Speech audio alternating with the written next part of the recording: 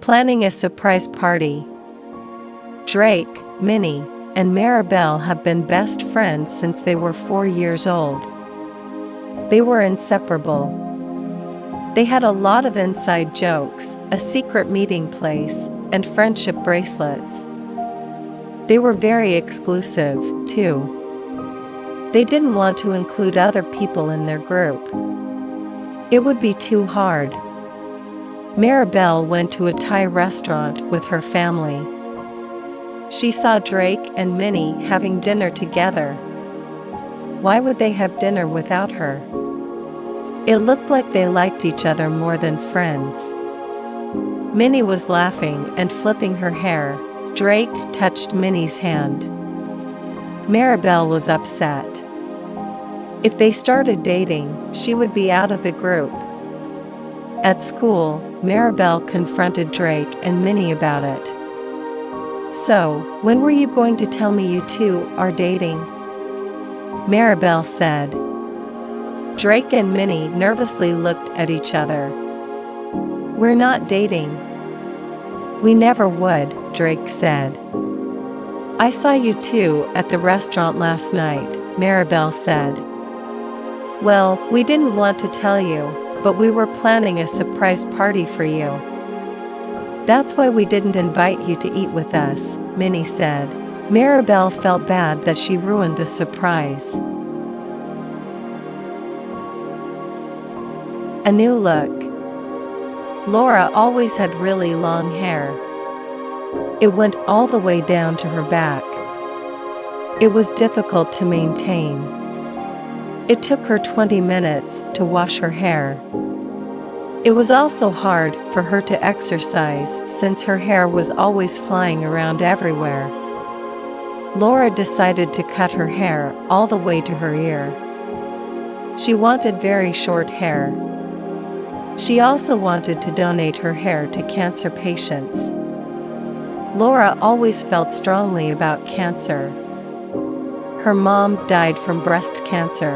The hairstylist asked Laura if she was sure that she wanted to cut her hair. Laura nodded. When the hairstylist was finished, Laura looked down to the floor. There was so much hair. Laura couldn't wait to go to school and show off her new look. When Laura met up with her friends, they looked shocked. "What do you think?" she asked. Her friends were silent. "It looks good," one of them said. He was lying. During lunchtime, Laura overheard one of the mean girls say that no guy would ever want to date her because of her manly haircut. Laura was hurt, but she didn't care because she knew that she cut her hair for a good cause. Making the boss angry.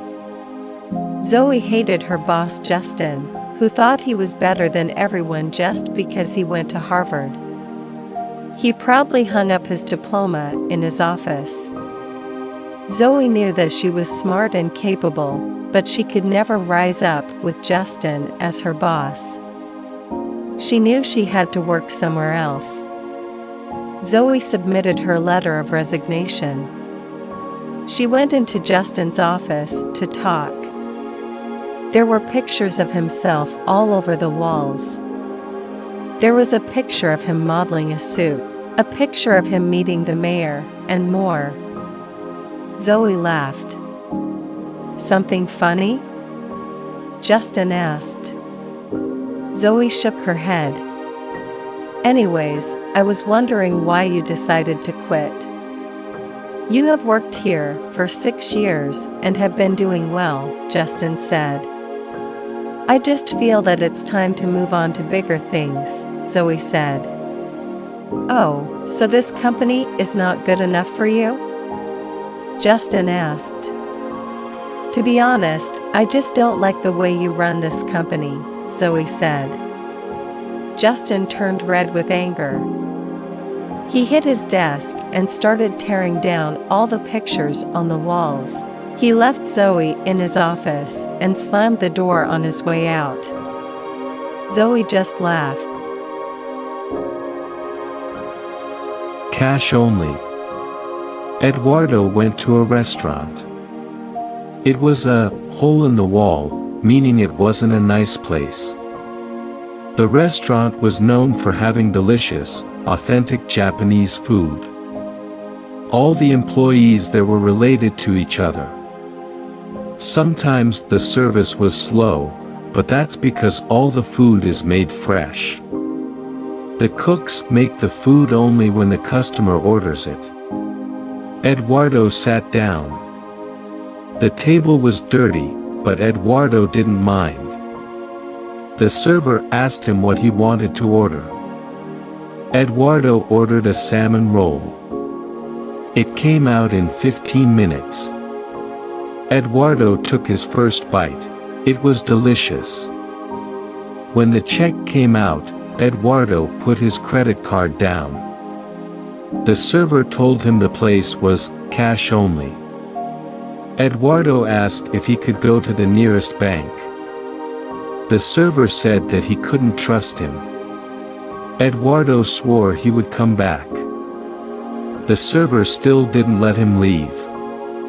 Eduardo first called his sister to help him. His sister was at work, so she couldn't come until night time. Eduardo called his best friend Mason. Mason was in the area, so he said okay. Mason came down and paid for Eduardo's meal. First day as a tutor. Bethany decided that she would spend all the summer earning money as a tutor. She put up flyers around elementary schools in her neighborhood. She was offering lessons in Spanish, French, and Italian. Bethany grew up traveling the world, so she knew how to speak a lot of languages. She would charge her customers $25 per hour.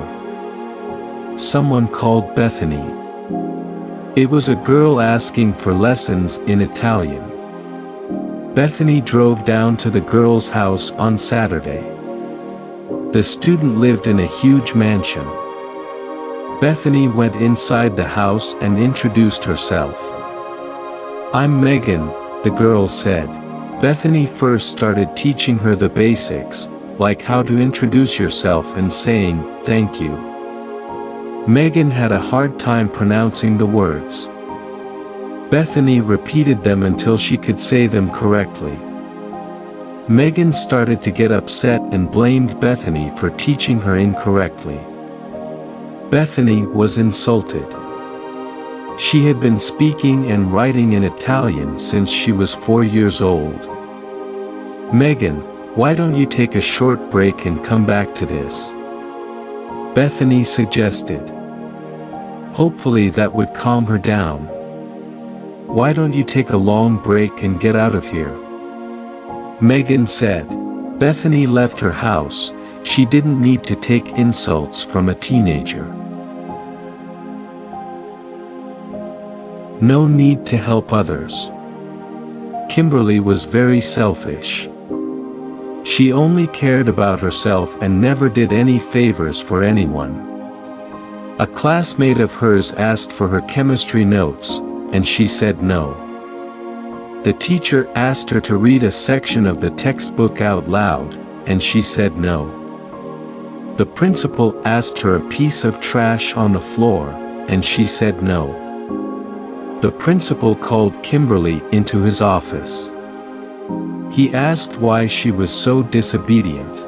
Kimberly said that she didn't feel the need to help others when no one has ever helped her. "What do you mean no one helped you?" the principal asked. Kimberly explained how she never met her mom and dad. Her dad passed away before she was born and her mom died while giving birth. Kimberly was in foster care, and her foster parents were not the nicest people. They provided food and a home for her, but that was it. The principal felt sorry for her. Kimberly asked him not to feel sorry for her because she liked that she was independent. Pay me back. Chris had owed Penny $100 since last year. Chris used the $100 to buy printer ink. He was in a tough financial situation, but really needed printer ink to print his 20-page paper. Penny wanted him to pay her back immediately, but it never happened. He always had some excuses. He would say that he had the money, but he forgot it. He would say that his boss hadn't given him his paycheck yet, for a long time. Penny forgot about the money Chris owed her. Penny remembered when she and Chris went to a restaurant together. Seeing him take out his wallet made her remember, "Hey, do you have $100? You still owe me." Penny said, "I thought I paid you back already," Chris said. Penny laughed.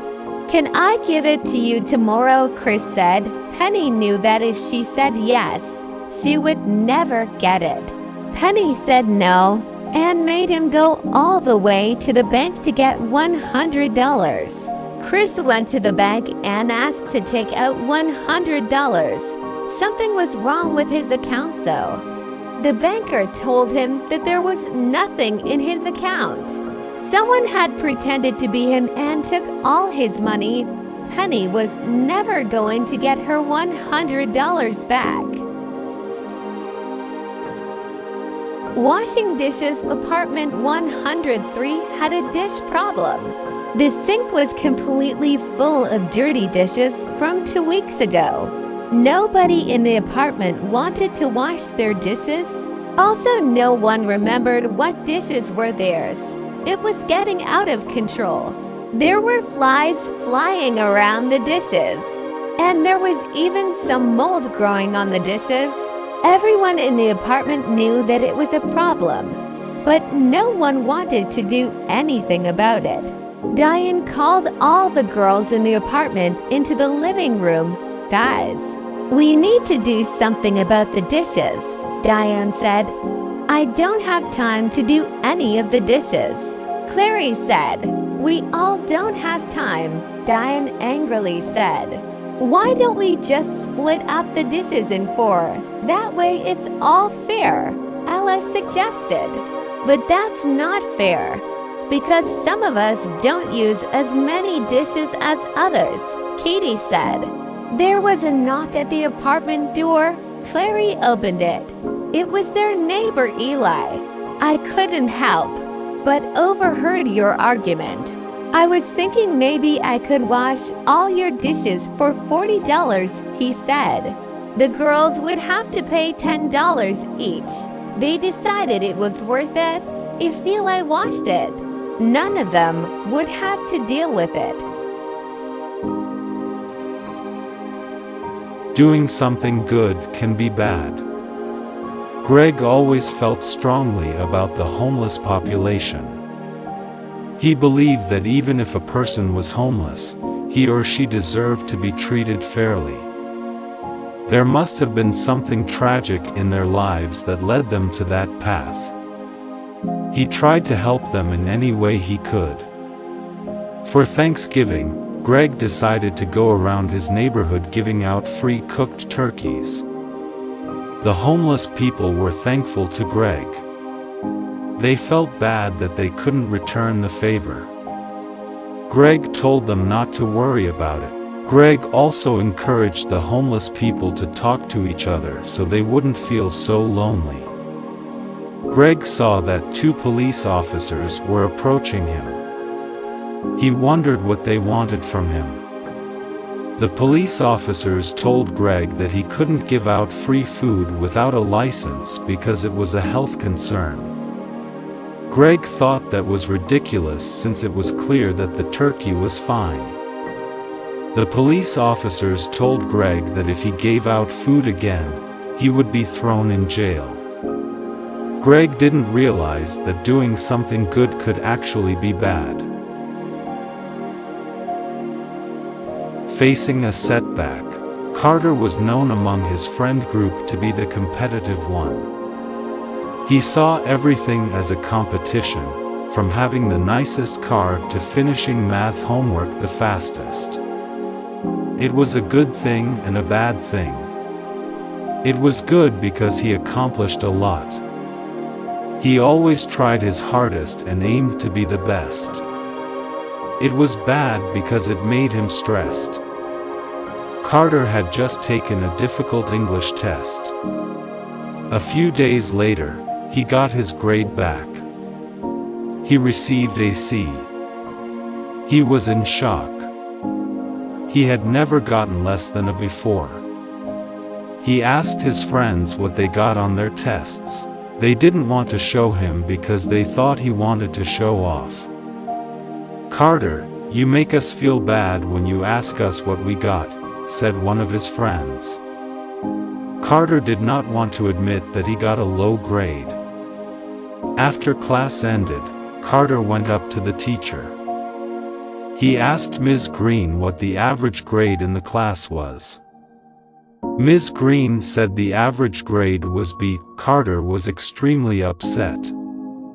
For the first time, his grade was below average. Ms. Green told him not to worry and that even the smartest people would face setbacks.